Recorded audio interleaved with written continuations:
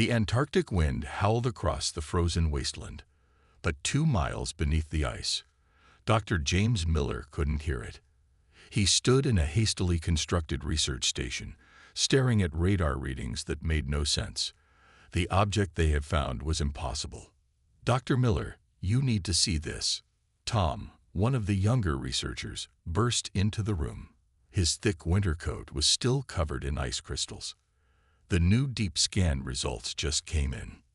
Miller followed Tom to the main research bay. Dozens of screens displayed different views of what lay beneath them. The massive shape was perfectly geometric, a triangle so large it defied belief. 3 kilometers, Miller whispered, running his hand through his graying hair. 3 kilometers long, and it's been here all this time. The discovery had started 2 weeks ago with a routine ice core sample.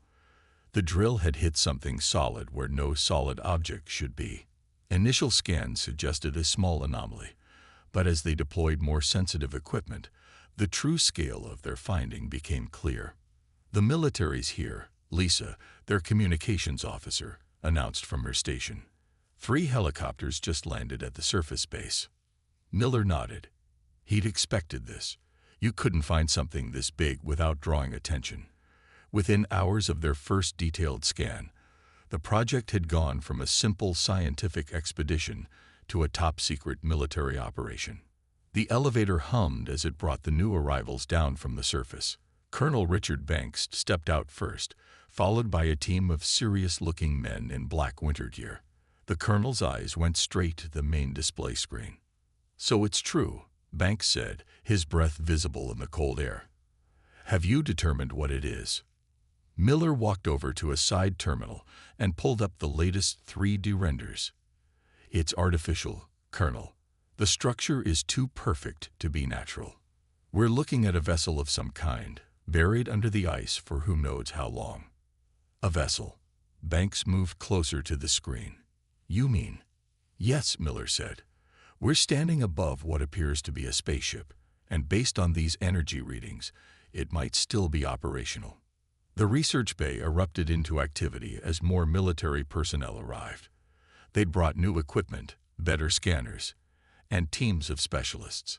Miller watched as his simple research station transformed into a high-tech facility within hours. By midnight, they had their first clear image of the ship's hull. The metal, if it was metal, was dark gray with strange markings that seemed to shimmer when viewed from different angles. Parts of the hull showed no sign of age or wear, despite being buried for thousands of years. "Look at this," Tom called out, pointing to his screen. "We found similar markings in caves around the world. Australia, Africa, South America. They're all the same symbols." Miller leaned in to study the images. "Our ancestors saw this ship, or others like it. They recorded it in their art." Colonel Banks was on his satellite phone, talking in hushed tones. When he finished, he gathered everyone in the main bay. "Ladies and gentlemen," he announced, "as of now, this is a joint international operation. The UN Security Council has been informed, and they're sending representatives from every major nation. Whatever we found here, it belongs to all of humanity." Miller turned back to the scans, his mind racing with possibilities. If the ship was still operational after all this time, what else could it do? Why was it here? Who left it? As if in answer to his thoughts, one of the monitoring stations began beeping. A new reading appeared on the main screen. A power signature, faint but growing stronger. "Dr. Miller," Tom called out, his voice shaking slightly. I think it's waking up." The massive ship, hidden for millennia beneath the ice, was stirring. Humanity's greatest discovery was about to become something much more. As Miller stared at the growing energy readings, he couldn't help but wonder if they were ready for what would come next. The first chapter in humanity's next great adventure had begun. 3 months had passed since the discovery. The research base had grown into a sprawling underground facility, filled with scientists and military personnel from 20 different nations. Kate Roberts, the lead military engineer, stood before the newly exposed section of the ship's hull, studying the strange patterns that covered its surface. "These aren't just decorations," she said, tracing the glowing lines with her scanner. Her breath made small clouds in the cold air of the excavation chamber. "They're some kind of power conduits." The massive ship now had a proper name. They called it the Sleeper, though Kate wondered how much longer that name would fit. Every day, more systems showed signs of activity, like a giant slowly waking from a deep slumber. "Energy readings are up another 12%, called out Peter, one of the technical specialists. He adjusted his thick glasses as he studied his tablet. "Whatever's happening in there, it's speeding up." Kate walked along the exposed section of hull, her boots echoing on the metal walkway. The ship's surface seemed to ripple under the harsh work lights, as if it was made of living metal. They had tried every known method to cut through it, but the hull remained impenetrable. "Look at this section," she called out, pointing to a series of markings that matched the cave paintings they'd found worldwide. "Our ancestors weren't just recording what they saw. They were trying to tell us something." Dr. Miller joined her on the walkway, his face tired from another long night of study.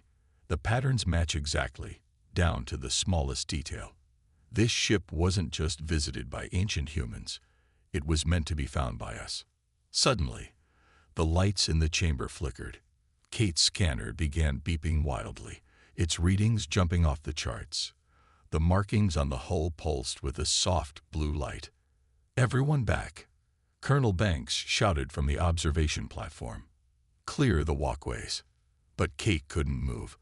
She stood transfixed as the patterns beneath her feet began to shift and change. The surface of the ship seemed to flow like water, and a seam appeared in the previously seamless hull. "It's opening," she whispered. A doorway formed in the hull, the metal simply flowing aside to create an entrance. The air hummed with energy, and Kate felt her hair stand on end. Behind her, she could hear the sound of weapons being drawn and orders being shouted. "Wait," Dr. Miller called out. "Look at the patterns. They're the same as the welcome symbols we found in the cave paintings." A soft light emerged from the doorway, and with it came a voice. Not sound, but words appearing directly in their minds. "Seed children," the voice said, using words that felt ancient and new at the same time. "You have grown enough to wake us." Holographic displays sprang to life around them, filling the chamber with images of stars, planets, and things they couldn't begin to understand. At the center of it all stood a figure made of light, humanoid but clearly artificial. "I am Guardian," the figure announced. "This vessel was left in my care, to be awakened when Earth's children were ready. That time has come." Kate stepped forward, her heart pounding. "Ready for what?" The holographic figure's expression turned grave. "Ready to defend yourselves. The harvesters approach, as they have done countless times before. But this time, you will not face them alone."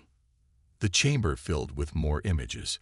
Massive ships approaching through space, worlds burning, civilizations falling. But among these images of destruction was one of hope, the very ship they stood upon, defending Earth against the coming threat. Kate looked at Dr. Miller and Colonel Banks, seeing her own mix of fear and excitement reflected in their faces. The ship hadn't just been sleeping. It had been waiting for humanity to grow strong enough to use it. The real question was, would they learn how to use it in time? The underground chamber had become a hub of frantic activity. Technicians rushed between computer stations while military officers from different nations argued in hushed voices. At the center of it all, Guardian's holographic form stood patiently, its light casting blue shadows on the walls.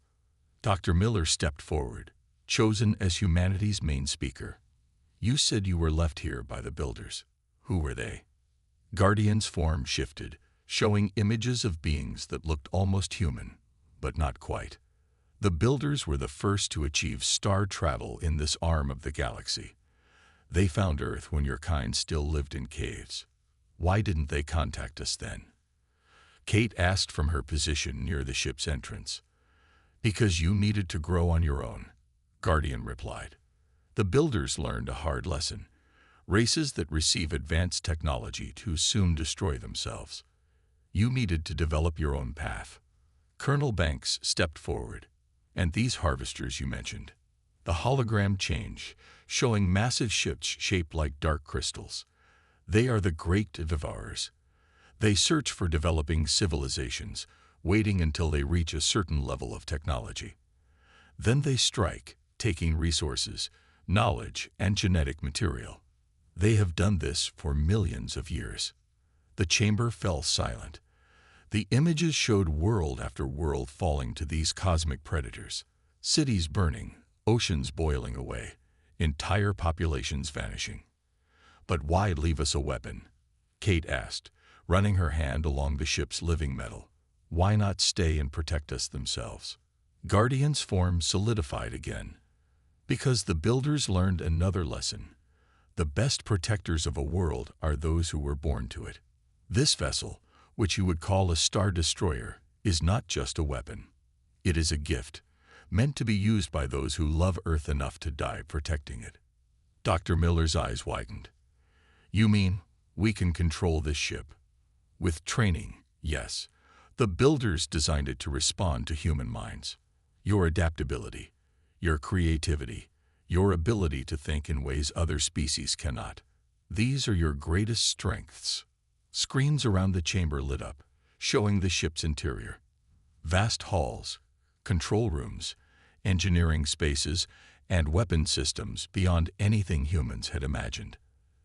The ship wasn't just a vessel, it was a city, a fortress, and a library of advanced technology all in one.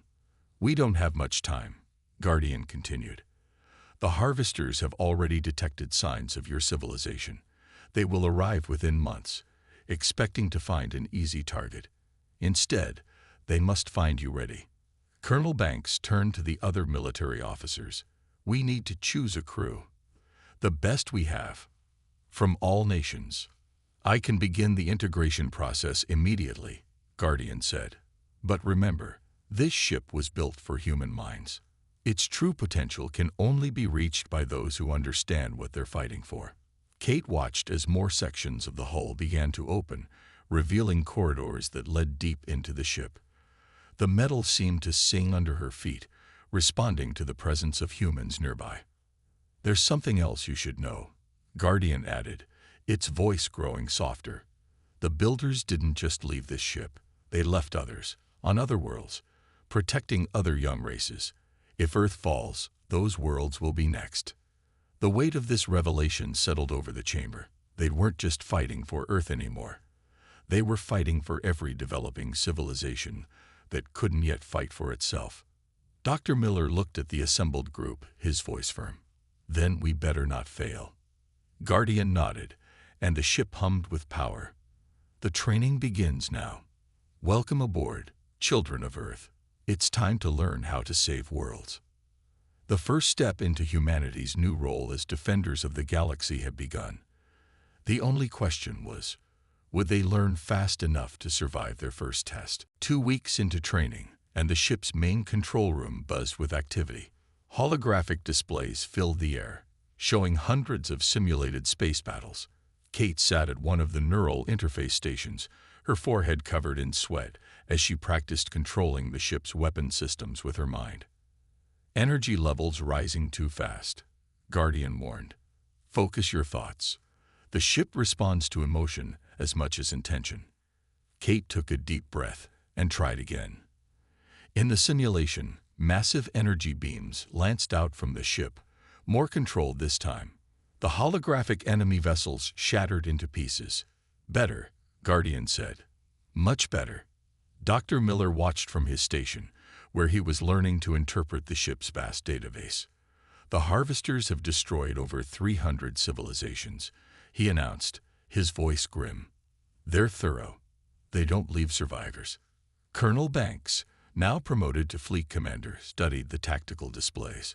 Show us their typical attack patterns again. The holographic space above them, filled with red dots representing harvester ships. They attack in groups of 30, Guardian explained. 3 main waves. The first wave weakens planetary defenses. The second targets military installations and power sources. The third, The AI paused. The third begins the harvest. Kate shuddered at the clinical way Guardian described it. The ship's database contained recordings of previous harvests. She'd watched one and couldn't sleep for days after. Our advantage is surprise, Banks said, pointing to Earth's defense plans. They don't know about this ship. They're expecting primitive space weapons, not builder technology. New alarms suddenly blared through the control room. Guardian's form flickered with urgency. Long-range sensors detecting multiple fold space events. The harvesters. They're arriving early. How early? Kate asked, her heart racing. They'll reach Earth in 72 hours. The room erupted into action. Banks grabbed his phone, calling Earth's defense commands. Dr. Miller rushed to download as much tactical data as possible from the ship's computers.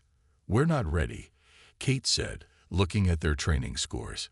We've only mastered basic systems. Guardian's form grew larger, filling the center of the room. You're more ready than you think. The builders chose humanity for a reason. In all their travels, they never found another species that could adapt so quickly, think so creatively, or fight so fiercely for their home. Through the ship's sensors, they could see the harvester fleet approaching. 30 ships, each one bigger than anything humans had built, moving through space with terrible purpose. Look at these readings, Dr. Miller called out. They're ships. They're partly organic. They grow them somehow. Yes, Guardian confirmed. They use genetic material from harvested worlds to improve their vessels. Each fleet is built from the bones of fallen civilizations. Banks turned to the crew. I want everything battle-ready in 48 hours. Kate, get weapons control perfected. Miller, find any weaknesses in their ships. Everyone else, full combat drills until we get it right. Kate returned to her station, feeling the neural interface connect more deeply than before. The ship responded to her thoughts, its ancient weapons charging with power that could tear apart space itself. Guardian, she asked, did any civilization ever survive a harvester attack? The eye was quiet for a moment. No, but no civilization ever had this ship, and none of them were human. Through the view screens, Earth hung beautiful and blue in space, unknowing of the danger approaching. 3 billion years of evolution, 250,000 years of human history, all of humanity's hopes and dreams. Everything would be decided in the next 3 days. Send word to all Earth's defense forces, Banks ordered. Tell them the storm is coming, and we're going to meet it head-on. The time for training was over. Humanity's first real space battle was about to begin. The massive ship rose from Antarctica, ice falling from its hull like a frozen waterfall. After thousands of years buried under the ice, the Star Destroyer finally touched open air. Its dark metal gleamed in the polar sun, stretching 3 kilometers from bow to stern. In the control room, Kate worked with the neural interface while warning sirens blared across every continent. Main systems at 90%, she reported. The ship, she's happy to be flying again. Happy? Banks asked from the command chair. It's the best way to describe it, Kate said. The more we work with her systems, the more alive she feels. Guardian's hologram appeared between them. The builders designed this vessel to form a true bond with its crew. You're not just controlling the ship, you're becoming part of it. Dr. Miller's voice came through the internal comms. All research teams report ready. We've mapped 30% of the ship's capabilities. The rest, we'll have to learn as we go. The Star Destroyer climbed higher, breaking through clouds and descending toward space. Below, Earth's combined military forces mobilized. Every missile, every fighter jet, every satellite weapon stood ready to support the ancient vessel. Harvester fleet approaching Mars orbit, one of the sensor operators announced. 58 hours until they reach Earth. Banks stood at the main viewport, watching their home planet grow smaller.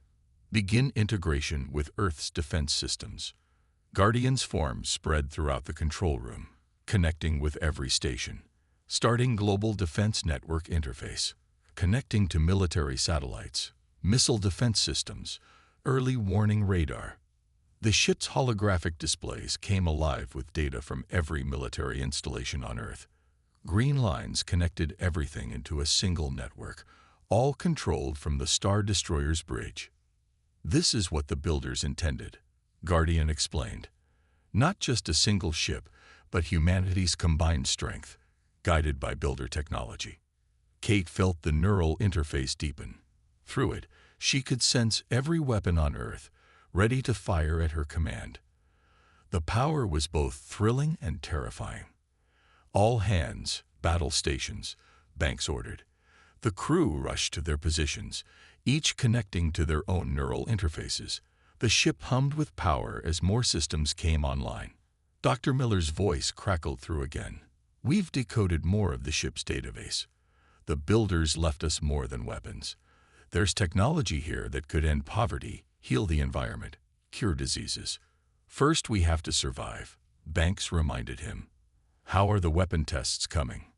In response, Kate activated the main weapons array. A beam of energy shot from the ship's bow, reaching out toward space. When it hit a small asteroid, the rock didn't explode. It simply ceased to exist, the space where it had been folding in on itself. "Space-folding weapons," Guardian confirmed. "They don't destroy targets. They remove them from reality itself." The crew watched in stunned silence. This was power beyond anything humanity had imagined. The responsibility felt overwhelming. Multiple fold space events detected near Jupiter. A sensor operator called out, "The Harvester fleet is moving faster than expected. New arrival time, 36 hours. Banks turned to face the crew. "This ship chose us. These weapons chose us. Not because we're perfect, but because we understand something the Harvesters never will." "What's that?" Kate asked, feeling the ship's power flowing through her neural link. "That life, all life, deserves a chance to grow, to learn, to become something more." Banks looked at each crew member in turn. "The Harvesters think they're coming to end our story. Instead, they're about to become part of it." The Star Destroyer accelerated, heading out to meet humanity's greatest threat. Behind it, Earth prepared for war. Ahead, the Harvester fleet approached, unaware that this harvest would be different. This time, their prey was ready to fight back. The Harvester fleet appeared near the moon, 30 ships emerging from fold space like dark crystals breaking through reality. Each was twice the size of the Star Destroyer, their hulls covered in organic growths that pulsed with sickly green light. "They're scanning Earth," Kate reported from her weapons station. "No sign they've detected us yet."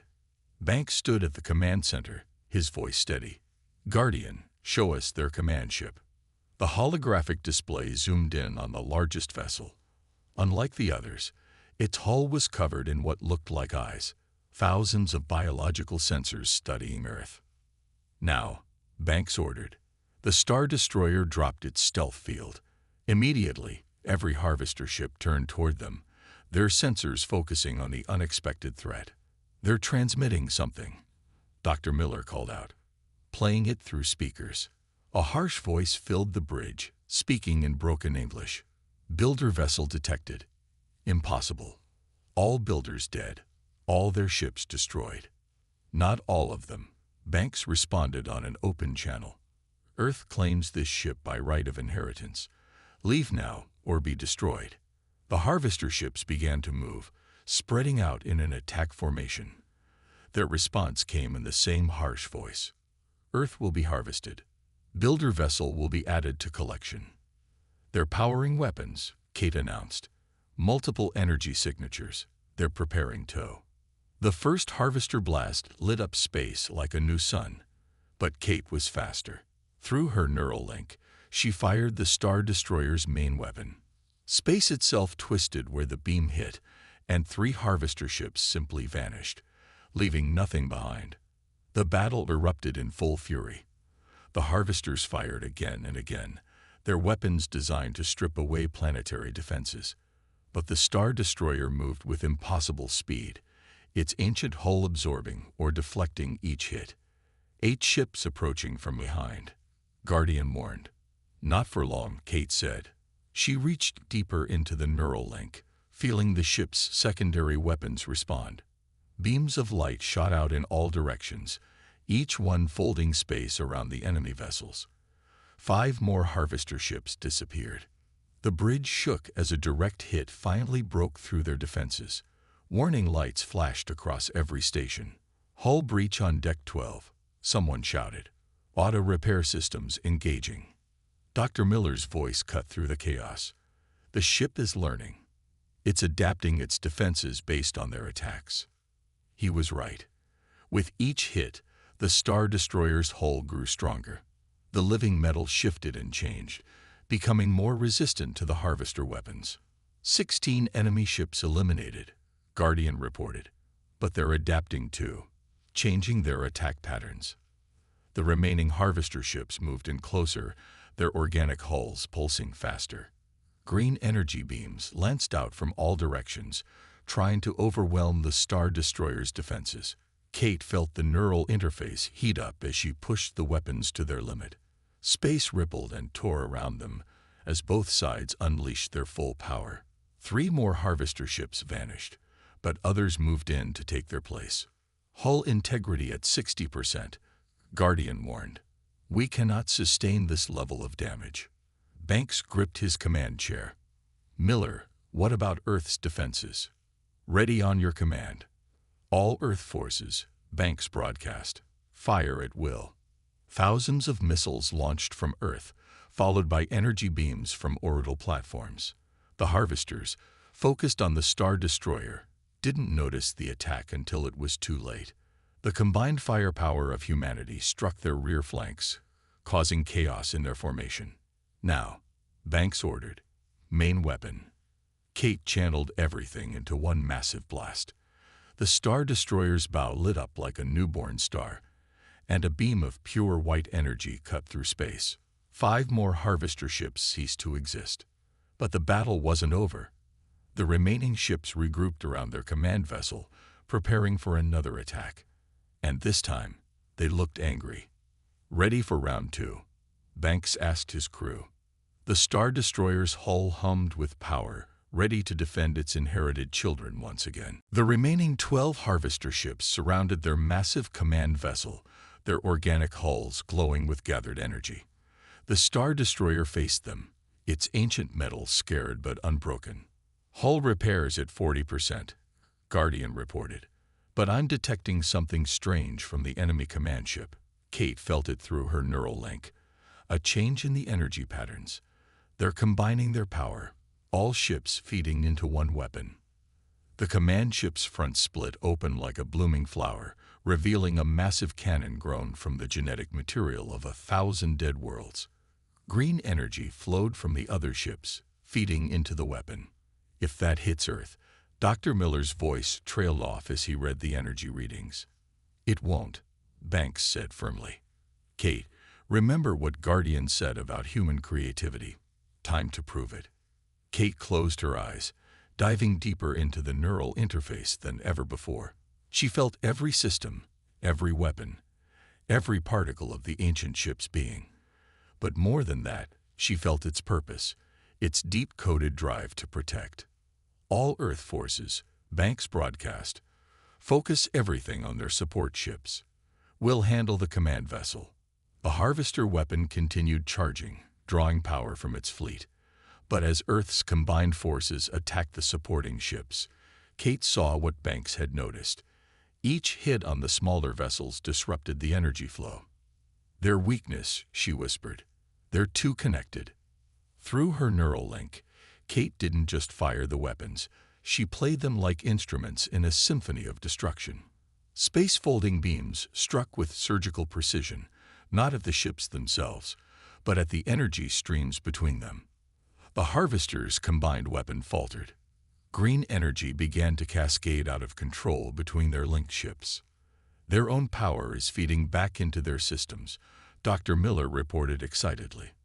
The biological components of their ships can't handle it. 3 harvester ships exploded as their organic hulls failed. The others tried to break their energy connection, but it was too late. The command ship's weapon became unstable, its massive cannon twisting in on itself. "Now," Banks ordered, "everything we have." Kate brought all the Star Destroyer's weapons online at once, something the builders had never designed it to do. The ship protested, energy warnings flashing across every screen. But through the neural link, she felt its willingness to risk everything for its adopted children. The Star Destroyer's hull lit up from bow to stern. Space itself seemed to bend as every weapon fired simultaneously. The combined blast hit the Harvester command ship just as its own weapon overloaded. For a moment, space went white. When the light faded, the command ship was gone, along with most of its fleet. Only 3 Harvester ships remained, their organic hulls withered and dying. "They're retreating," Guardian announced as the surviving ships flowed into fold space, "and they're broadcasting a message to their kind." The harsh Harvester voice filled the bridge one last time. "Earth, marked as forbidden, dangerous. Builder children stronger than builders." Cheers erupted across the bridge. On Earth below, celebrations began as news of the victory spread. But Kate felt something else through her neural link. New information flowing from the captured Harvester ships' databases. "There are others," she said, looking at the star maps appearing before her. "More worlds, more young civilizations about to face their first harvest." Banks nodded, understanding. "Guardian, can this ship reach those worlds in time?" "Yes," the AI responded. And its databanks contain coordinates for other builder ships, sleeping beneath the surfaces of other worlds, waiting for their own children to wake them. The Star Destroyer turned toward Earth. Its mission changed. No longer just a defender of one world, it had become humanity's key to the stars, and their invitation to join the ancient duty of protecting young civilizations. "Well," Banks said, looking at his crew, "should we tell Earth it's time to build a fleet?" The Star Destroyer's hull hummed in response, ready to teach humanity how to become what the builders had seen in them all along, guardians of a billion growing dreams.